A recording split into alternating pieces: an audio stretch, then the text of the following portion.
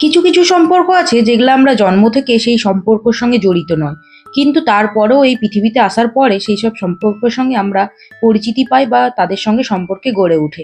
যেমন তার মধ্যে একটি হলো বন্ধুত্ব। বন্ধুত্ব কখনো কিন্তু কোনো বয়স মানে না। তারপরেও কিন্তু বন্ধুত্ব এত বেশি গভীর হয়ে যায়, যেটা কিন্তু রক্তের সম্পর্কের থেকেও বেশি হয়ে যায়। আজকে আমার এই বান্ধবীটার জন্মদিন ছিল, যেখানে আমরা সবাই মিলে কিন্তু তার বার্থডে সেলিব্রেশন করছিলাম। এখন যাকে কেক মাখাচ্ছিলাম সেই দিদিটার কয়েকদিন আগে বার্থডে গেছে, আর আমাকে এখন যে কেক মাখাচ্ছে সে তার কিন্তু আজকে বার্থডে। তো আমরা সবাই কিন্তু এখানে আমাদের বাচ্চাদেরকে প্র্যাকটিসে নিয়ে আসি, তো কার কত বয়স কি আমাদের থেকে কত বড় সেটা ম্যাটার করে না, তো সবাই আমরা এখানে কিন্তু বান্ধবী। তো সবাই মিলে কিন্তু ফুল এনজয় করি। এখানে দেখো গিফট দেওয়ার পর্ব চলছিল, এই দিদিটার বার্থডে ছিল তো তাকে গিফট দেওয়া হয়নি, তাকে আজকেই দেওয়া হলো।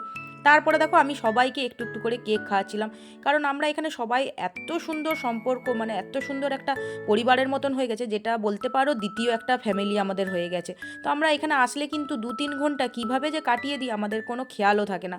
তারপরে বাড়ি ফিরে আবার আমাদের কাজ শুরু হয়, কিন্তু এইখানে থাকলে আমরা সমস্ত কিছু কিন্তু একদম ভুলে যাই, যে বাড়ি ফিরে কি কাজ আছে, কত টেনশন আছে। তো দেখো সবাই আমাকে এখানে কেক খাইয়ে দিচ্ছিল, তারপরে আমরা কিন্তু প্রচুর সেলফি তুললাম, প্রচুর এনজয় করলাম। তো যাই হোক, ভিডিওটা তোমাদের যদি ভালো লাগে অবশ্যই একটা লাইক কমেন্ট শেয়ার করে দিও, চ্যানেলটাকে সাবস্ক্রাইব করে দাও।